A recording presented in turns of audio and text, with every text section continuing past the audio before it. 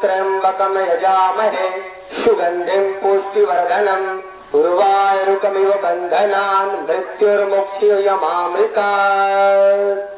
ओम। आप सभी भाई बहनों को आज हम सभी बिहार प्रांत के भोजपुर जिले के सहार प्रखंड अवस्थित धरचुहा गांव में पवित्र धरती माँ की गोद में बैठ करके 5 दिवसीय योग शिविर के तीसरे दिन के प्रातःकालीन सत्र में आज हम सभी ब्रह्म वेला से कार्यक्रम की शुरुआत किए हैं। अलग अलग प्रकार के योग प्राणायाम के अभ्यासों को अपने जीवन में उतारने का संकल्प लिया।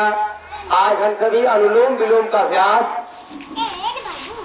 कैसे करना है, तो ध्यान मुद्रा में बैठते हैं। आप दाहिने हाथ को हल्का उठा करके तर्जनी को मोड़ लेंगे और दाहिना अंगूठा दाहिने नासिका पर और बाएं नासिका से धीरे धीरे प्राणवायु को अंदर ले जाएंगे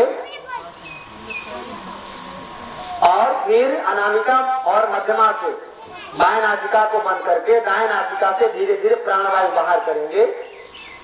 5 सेकंड तक अंदर ले जाना, 5 सेकंड तक बाहर करना। अब जब बाहर निकल जाए प्राणवायु दाहिने नासिका से तो पुनः दाहिने नासिका से सांस को पुनः भरेंगे।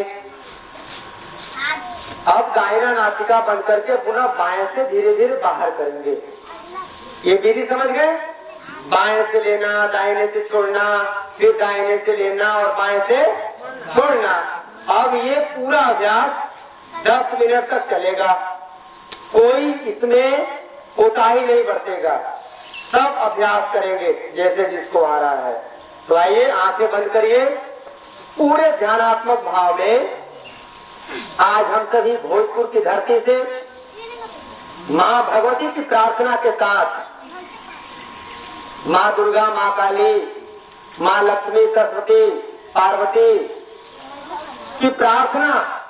नवरात्र भी 1 तारीख से आने वाला है, तो नवरात्रि के पहले ही हम सब माँ भगवती की आराधना करते हैं कि हे माँ भगवती, आप हमारे आंगन में पधारो, मेरे जीवन में पधारो और मेरे घर परिवार को सुख शांति समृद्धि से आगे ले चलो और कोई व्यक्ति निरोग ना हो।